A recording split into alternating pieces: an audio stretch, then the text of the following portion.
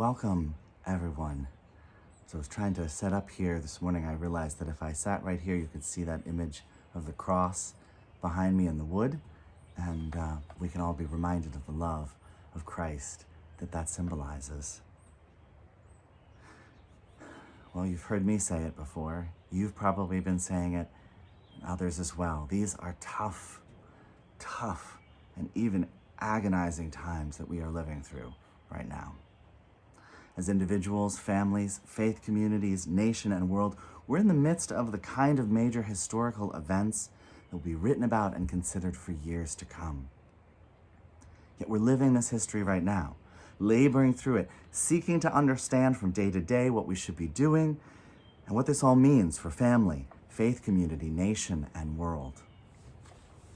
We as church and people of striving faith are maybe particularly needed during these times to hold space for the tough questions raised, the wrestling and interpreting needed.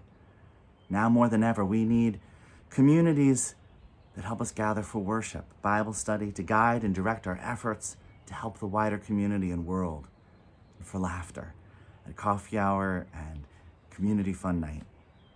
We may be moving in virtual territories with all of this right now, but the real connections and depth of relationships being built by Christ among us for the sake of the world, they can become more vibrant than ever. Thanks be to God. And most of us have probably heard the saying, when the going gets tough, the tough get going. But I wonder if as Christians we might be better served by a slogan such as, when the going gets tough, let's remember Jesus is tougher. First of all, this new slogan can remind us where the source of our true strength originates: Jesus.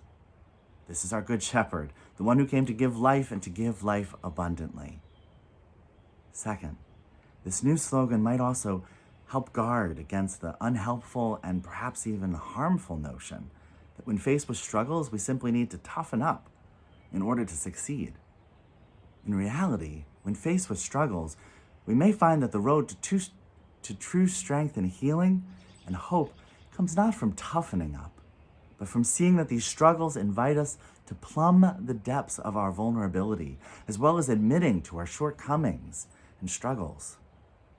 Perhaps there, in the midst of our seeming poverty, we may be even more likely to discover Jesus, who is busy discovering us.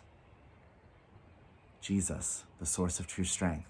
Jesus, tough enough to take on the world's problems and sins and our problems and sins, and through vulnerability on the cross, triumph over death and the grave and all our struggles. This Jesus is our true strength. This Good Shepherd is our confidence for every storm and struggle, including this global pandemic through which we are currently living. And as we continue to learn how to be a community of faith during this time, we'll have our fits and starts, our successes and our failures, but we will persevere and carry onward.